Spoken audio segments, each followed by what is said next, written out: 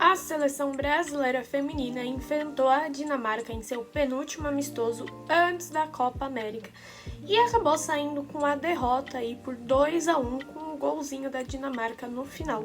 Mas vamos falar um pouquinho sobre o que aconteceu nessa partida. Para o começo da partida, a técnica Pia Sundhage entrou com a seleção que a gente já está acostumado em ver em campo. A única diferença ali muito grande foi a falta da Tamires na lateral, que entrou a Fê Palermo, porque a Tamires acabou levando um pisão aí ao longo dos treinamentos na semana, então ficou de fora. E o meio de campo também a gente teve a junção entre Luana e Duda Santos, do Palmeiras, que a gente também gostaria mais do teste ali da Luana junto com a Angelina, que é cotado para ser o futuro do meio de campo da seleção brasileira. O primeiro tempo da seleção brasileira, o começo do primeiro tempo, os primeiros 15 minutos, foram muito consistentes. A seleção brasileira com uma marcação alta, jogando ali bem contra a Dinamarca também muito bem, mas dali os 17 minutos a Dinamarca conseguiu marcar um gol, um belíssimo gol, aliás, uma bola que a Lorena, goleira da seleção, não estava nem esperando que fosse chegar, então méritos aí da Dinamarca. A partir desse 17º minuto, a seleção brasileira deu uma desligada dentro de campo, então o resto do primeiro tempo foi basicamente assim. A seleção brasileira até tentava criar, até tentava se destacar ali dentro de campo, mas a Dinamarca acabava pressionando mais por conta desse desligamento que ocorreu após o gol.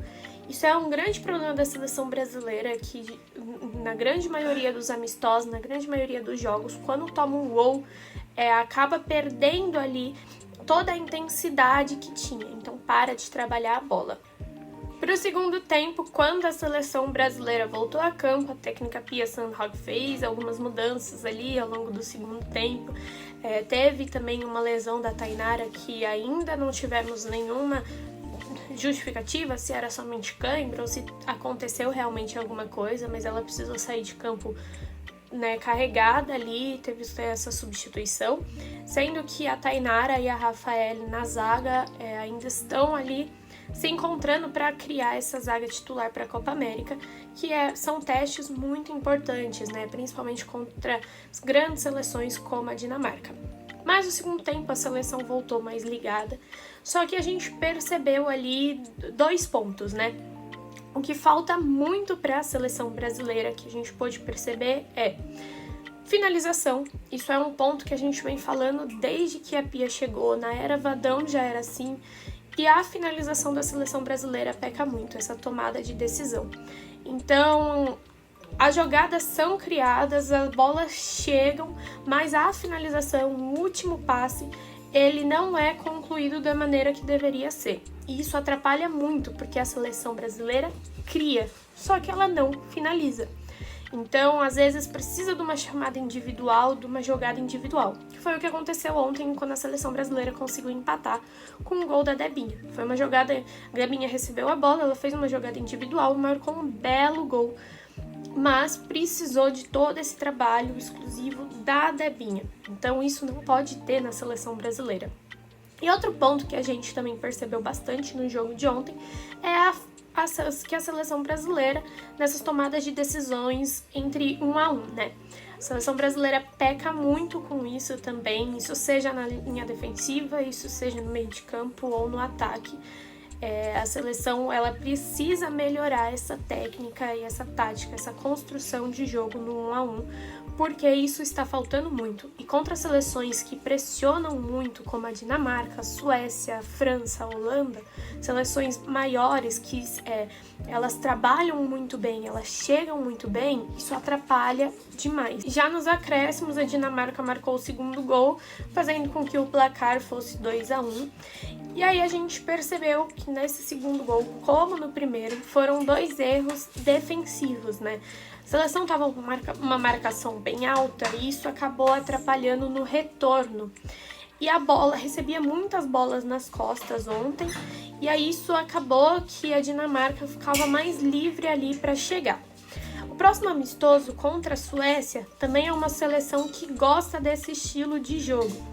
Então é uma seleção que tem que ter cuidado.